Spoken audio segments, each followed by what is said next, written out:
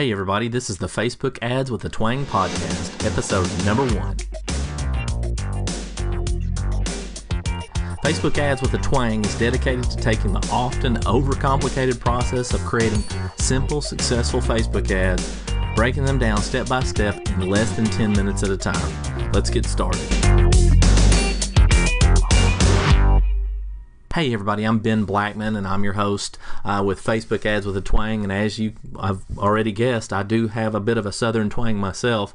That's why I named the podcast what I did. So thank you so much for joining me on this very first episode. I'm thrilled to have you here. I hope you get tremendous value out of it, and it's not going to be very long at all. This is the podcast is not designed to be a real long podcast. It's really just designed to get you basic information on, how to get your Facebook ads out there and going. And so I just wanted to give a quick shout out to my friend Jonathan Taylor, who has been doing podcasts for many, many years consistently, and he has really tried to get me to do one, and I just have procrastinated or held back or whatever it is, and I'm sorry that I have. So thank you, Jonathan. You're right, is all I can say. So today, what we're going to talk about about Facebook ads has to do with budgeting. I decided, the best thing for me to do is just answer questions that I get all the time. Instead of me trying to come up with these specific topics, I get questions every day about Facebook ads, and it's probably much easier for me to just answer those for you guys. So budget is a big deal. A lot of people have no idea how much to budget. They want to run Facebook ads. They've heard of all these people having success. They've heard that Facebook ads are cheap and all this other stuff. So let's dispel a couple of myths there. Facebook ads are what they are. Okay, right now, as I'm talking to you today, the Facebook ads news feed is full, meaning they can't put any more ads in the news feed. So what's going to happen is that the cost of the ads are going to go up. Now, it may take a little bit of time, but it won't take that much time. So you really have to understand what your numbers are before you ever start running a Facebook ad campaign. There's plenty of money to be made. There's plenty of opportunity out there, so don't worry about that, but you really do want to define your numbers. So let's just talk a little bit about how much you should spend, or maybe it's better to say how much you could spend. And the first question I want you to kind of think about is, what kind of return on investment do you have to have? So for every dollar you spend, how much do you have to make back to make it worth it to you? And one of the things I want you to take note of is that it's going to be an assumption, right? You may not have the exact answer for that, and that's okay. You don't have to have the answer for that. Most of the time when you see these companies that do projections, they don't really know exactly what it's going to be. That's why it's a projection. And you're going to do basically the same thing. You have to make a couple of assumptions and kind of set some goals. And so what I've decided to do on this episode was to kind of break it down, in a simple terms and use kind of round figures, so it makes the math a lot easier. Now, one thing that's also kind of funny is entrepreneurs, and I do this myself, so if you do it, don't worry about it, but a lot of entrepreneurs, they see other people on Facebook who are talking about, I've got, leads and at 30 cents a lead and all this other stuff, and maybe they did, right? Or maybe they spent $20 on Facebook ads and made $200,000. I mean, whatever it is. Most of the time we don't get the other side of the story to that, meaning we don't know about the 30,000 person email list that they already had, that they were already marketing to. They don't tell you about all the other ads that failed first before they actually got to one that worked. I mean, there's a lot of things to that, so you be real cautious when you hear those numbers.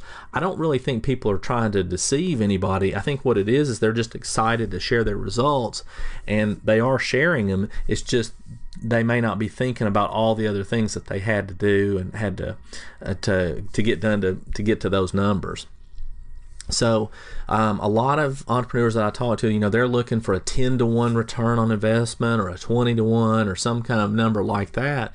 And I'm not saying it's not out there, because it is. It certainly is. But let's look at what if it's not like that. Most businesses don't operate on that kind of return on investment. They just don't. So I was just thinking about the insurance industry for car insurance. So they're looking at like 2 cents, right? They for every dollar they might, for every dollar they bring in, they might make 2 or 3 cents on it, something like that. I mean, it's that low. Sometimes it can go up to 20 cents. Sometimes it's down to 10 cents. I mean, whatever it is, but it's pretty low. And I think a lot of people don't understand that, and that's why it takes so many customers for them to make any substantial amount of money. So for us, we have to make a much better return on investment than that. So let's just think about this real quick. If you have a $100 product or service and you want to make a 2-to-1 return on investment, meaning you want to bring in $2 for every dollar you spend, then that means you could pay up to $50 for each new customer that you acquire, right? So you could pay $50 to actually bring a customer in the door if they sign up and they buy from you. So that's the first number that you need to know. That's the maximum you can spend per customer. The next thing is how many people do you need to actually get a sale? Well, we're going to use some round figures again, but let's just say that you need to get at least 10 in front of 10 people to get a sale. Whether that's 10 people who get on your email list or 10 people who go to your sales page, whatever it is, you got to get in front of 10 people because your closing rate is 10%. Now that is probably a little high. Most close rates are not that high, but let's just go for, now I do see some that are higher than that, but let's just go with 10% for now to make the figures round. So that means that you're going to sell 1 out of 10. Well, if that's true, that means you could spend $5 to get in front of each of those 10 people per person. So you could pay $5 for each person to opt into your email list, or $5 for each person to get to your sales page, or whatever it is. So now that you know that, that's the maximum you can spend for each person that you want to get in front of. So now you just have to put the numbers in there. If you want to make $1,000, right, then you need to spend $500. Okay, if you want to make $10,000, you got to spend $5,000. That's a 2-to-1 return on your investment. So now it's just a numbers game.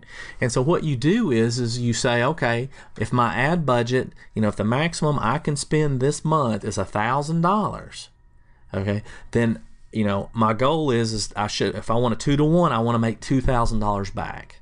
That would be the goal. So now that you kind of know the numbers, you can back it into it any way you want, forwards or backwards. If you want to make more money, then you understand how much you have to increase your ad budget. Now there's lots of variables, right? I mean, tons of variables. Your ads, maybe they don't work, or maybe you can't get to 2-to-1. Maybe you're breaking even. All that is good data. That's part of running any kind of marketing campaign, is getting data and understanding, what it's costing you, understand what the potential customers are saying to you about your product or service, and understanding how your ads are doing. Are you doing good ads? Are you targeting right? Are you writing a good ad with ad copy and images and video, or whatever it is that you're using? So all the data is good. It's telling you something. Whether it's telling you this is something you should keep on doing or something you don't need to keep on doing, either way, that's good data. Most people don't, run a Facebook ad and hit a home run. So if you don't, it's okay. That's quite all right. I realize you don't want to lose money, but if you're down to your last $500 in the bank, I'm not advocating you go out and run a bunch of Facebook ads, because that's probably not a smart move at that point. So you need to have a dedicated budget for it. The other thing I just wanted to mention real quick is reinvestment.